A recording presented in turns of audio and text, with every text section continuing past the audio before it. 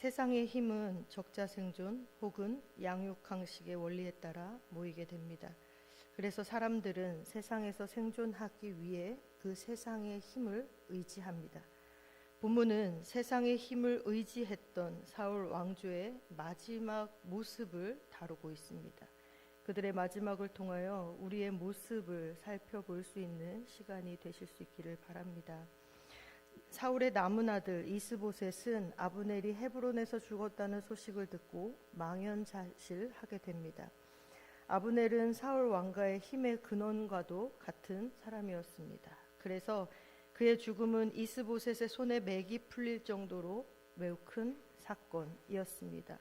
그 어떤 세상의 권력도 영원할 수는 없습니다. 세상의 힘을 의지하는 인생은 언젠가 그 끝에서 허무함을 느끼게 된다라는 것이죠.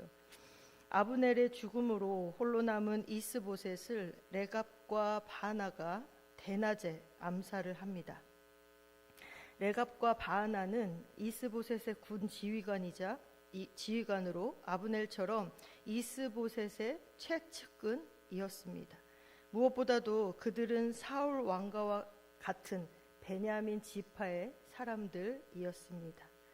그럼에도 그들은 자신들이 지켜야 하는 왕을 살해하고 그 목을 베어 도망한 것입니다. 이처럼 이스보셋의 곁에는 신의 일을 저버린 불충한 자들만이 자리를 차지하고 있었습니다. 세상의 힘의 원리를 따르는 사람들은 그 힘의 중심이 옮겨지면 언제든 그 자리를 떠나갈 사람이라는 것을 보여주고 있는 것이죠. 우리의 곁에는 세상의 힘을 믿는 자들이 아니라 하나님의 힘을 믿는 자들이 함께 하시기를 바랍니다. 레갑과 바하나는 헤브론에 도착하여서 다윗에게 이스보셋의 머리를 바칩니다. 그들은 다윗에게 이스보셋을 원수 사울의 아들이라고 부르며 자신들이 한 행동은 하나님이 사울의 악행을 그들의 자손들에게 되갚으신 정당한 행동이다라고 이야기하고 있습니다. 곧 그들 스스로 반역죄나 살인죄를 저지른 것이 아니라 하나님의 도구가 되어 의를 행했다고 주장하고 있는 것이죠. 어찌 보면 맞는 말이고 맞는 상황인 것도 같습니다. 그러나 그들은 다윗이 어떤 사람인지는 전혀 알지 못하였습니다. 다윗에게 사울은 원수가 아닌 하나님께 기름 부은 왕이었습니다. 하나님은 마음의 중심을 꿰뚫어 보시는 분이십니다. 나의 행동을 하나님의 이름으로 합리화하고 포장하려는 시도에 하나님께서는 반드시 그 책임을 물으신다라는 것이죠. 다윗은 일반적인 상식을 따르는 사람이 아니라 하나님의 지혜를 구하는 지혜로운 사람이었습니다. 다윗이 그들이 생각하는 보통 사람이었다면 일찍이 사울을 죽일 수 있는 기회가 왔을 때에 이미 사울을 살해하고 스스로 왕이 되었을 것입니다. 또 사울을 죽였다는 아말렉 청년에게도 보상은커녕 사형 판결을 내렸습니다. 이들의 어리석음은 자신들을 죽음으로 내몰았습니다. 이같이 악한 자의 꾀는 언뜻 합리적인 것처럼 보일 수 있으나 반드시 멸망길로 달려가는 결과를 낳습니다. 성도는 세상의 악하고 어리석은 꾀를 버리고 하나님의 지혜를 따라 생명의 길로 가야 합니다. 다윗은 레갑과 바하나의 죄를 갚아 그들이 이 땅에서 흔적도 없이 사라지게 하겠다고 표현하고 있습니다.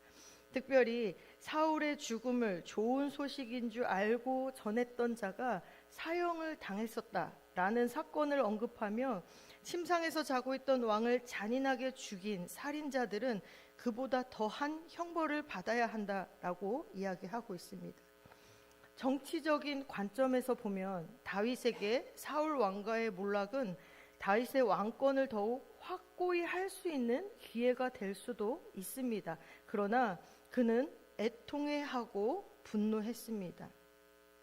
이처럼 하나님의 살아계심을 믿는 자들은 하나님의 의와 뜻을 구하고 실천합니다.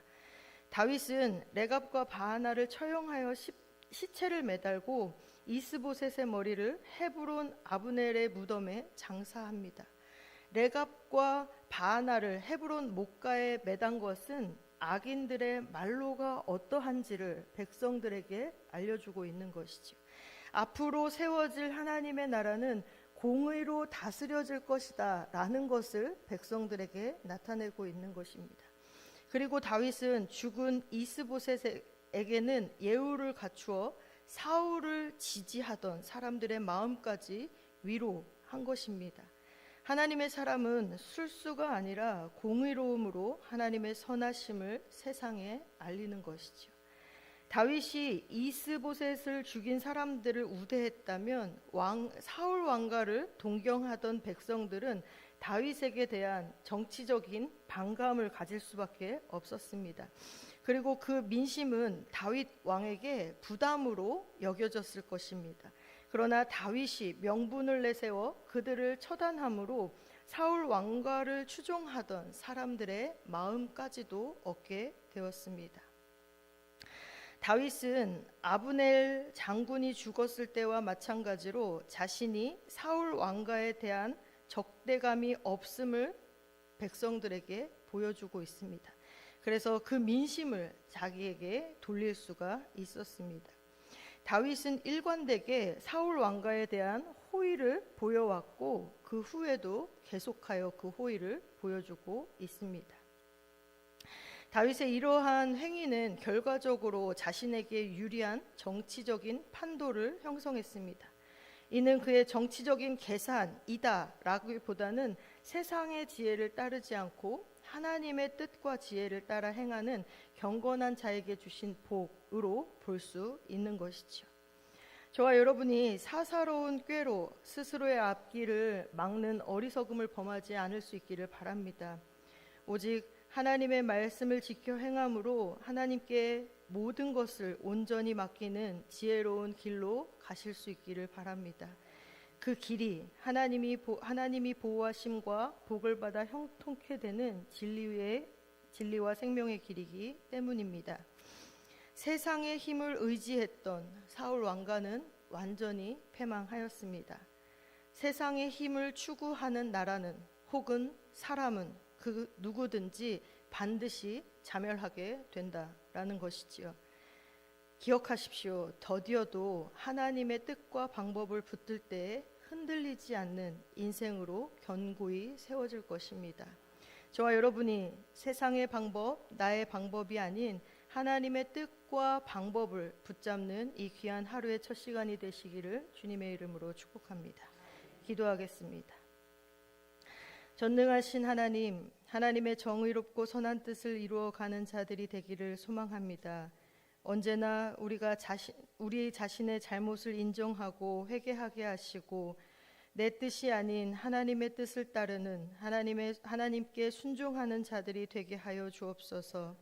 우리의 욕심이나 생각으로 이를 그르치지 않게 하시고 엎드려 하나님의 선한 뜻을 이루며 하나님이 하셨음을 찬양하고 고백하는 저희들이 되게 하여 주옵소서.